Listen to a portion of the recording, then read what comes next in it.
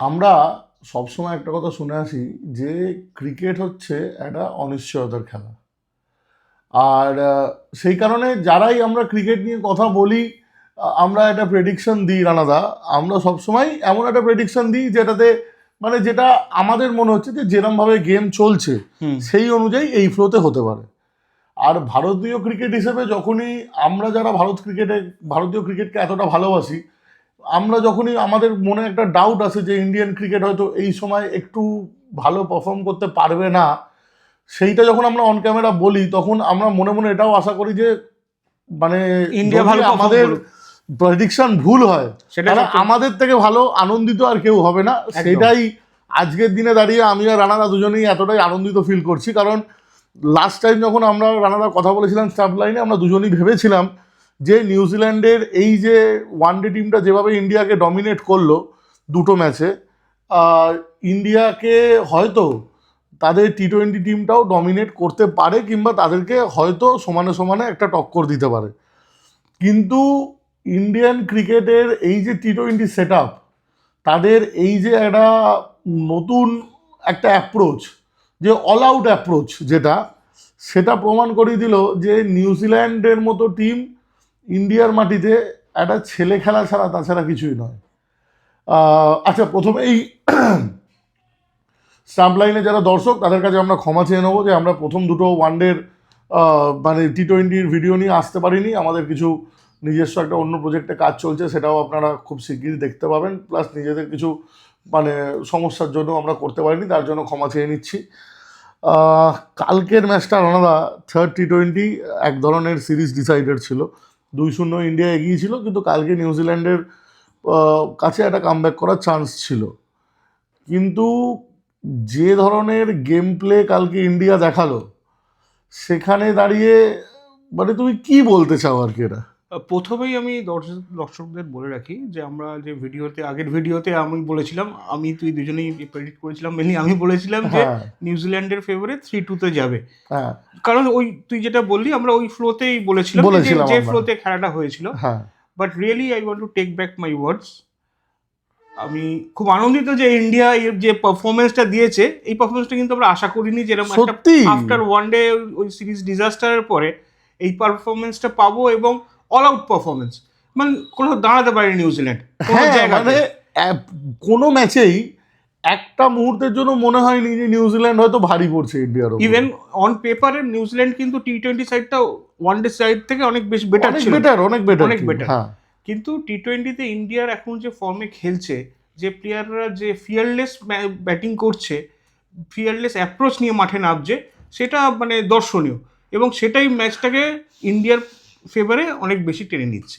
এবার আমাকে একটা জিনিস বলো যে মানে আচ্ছা ঠিক আছে, 153 রান আমরা মনে করি যে হ্যাঁ কম, কিন্তু 10 ওভারে তুলে দেওয়ার মতো রান 153। এখন অভিষেক শর্মা যে ফর্মে আছে, মানে গড ফরবিড মানে এই ফর্মুলা যেন চালিয়ে যায় পুরো ওয়ার্ল্ড কাপে। আমরা এটাই চাইবো যে ফিঙ্গার ক্রস যে এই ফর্ম যদি থাকে, এবং এতগুলো প্লাস পয়েন্ট, শুধু অভিষেক শর্মার কথা বলবো না, finally sky back into the form. হ্যাঁ, যেটা তুই বলেছিলি, যেটা আমি চাইছিলাম যে এটা খুব দরকার ছিল। একটা বড় ইনিংস স্কাইয়ের থেকে দুটো এলো। চলো ঈশান কিষান এতদিন পর ইন্ডিয়ান কালার্সে, আর সেই পারফরমেন্স খুব ভালো কামব্যাক করেছে। এবং আর একটা ভালো খবর হচ্ছে আজকেই যেটা এসছে, Tilak Varma is fit to play world cup. তাহলে আমাদের ব্যাটিং স্ট্রেংথ তুই বুঝতে পারছিস কত সুন্দর কোথায় গিয়ে দাঁড়াবে। শুধু একটা জায়গায় খচখচ করছে, সেটা হচ্ছে তোর সঞ্জু স্যামসং এর ফর্ম। আমার মনে হয় এখানে হয়তো ঈশান কিষানকে ওপেন করাতে পারে।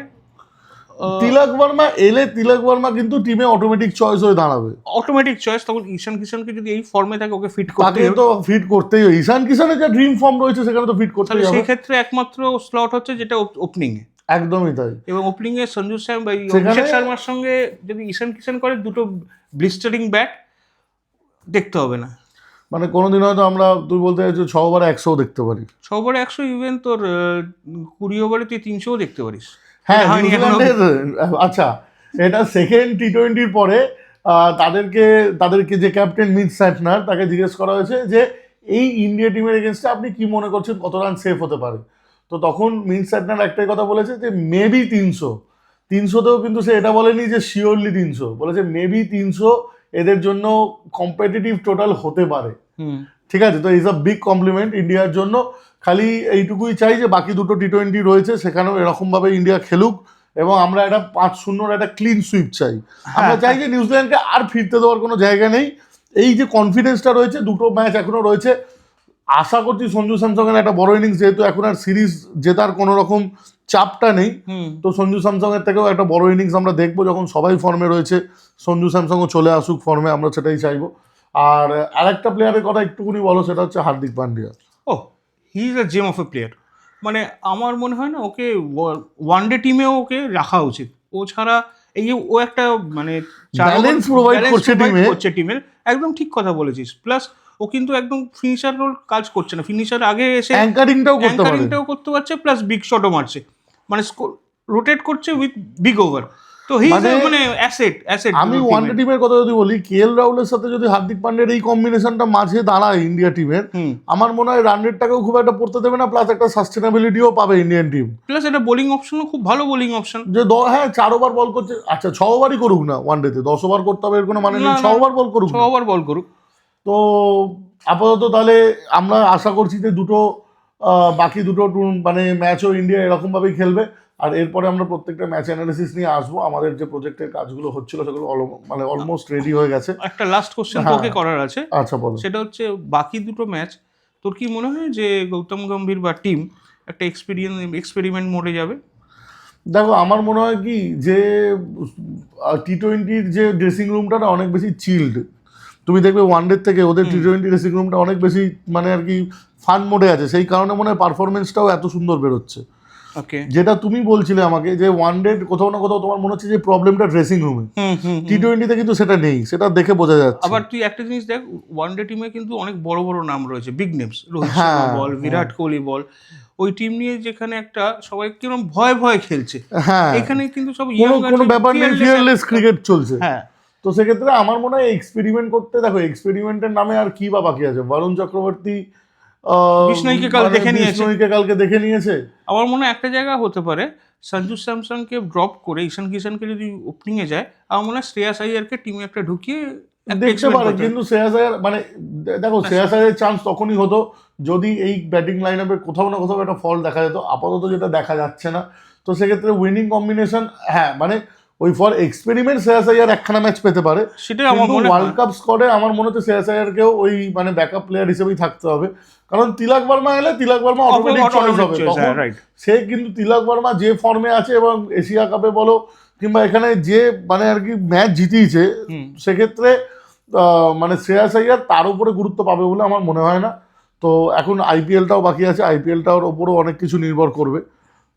তো ঠিক আছে, যাই হোক, এখন আপাতত আমার মনে হচ্ছে এক্সপেরিমেন্টের নামে এটাই হতে পারে যে হ্যাঁ যেহেতু সিরিজ আমরা জিতে গেছি, তো একটা দুটো চেঞ্জেস আসতে পারে। ওপেনিং স্লটে কেমন খেলছে সেটা এক্সপেরিমেন্ট করতে পারে, কিংবা এটাও হতে পারে যে লাস্টে সঞ্জু স্যামসংকে আরো দুটো চান্স দেওয়া হলো, যদি সেখানে সে ফ্লপ করে তখন হয়তো নেক্সট বার তাকে হয়তো সরিয়ে ঈশান কিষানকে ওপেনিং আনতে পারে, সেটা হতে পারে।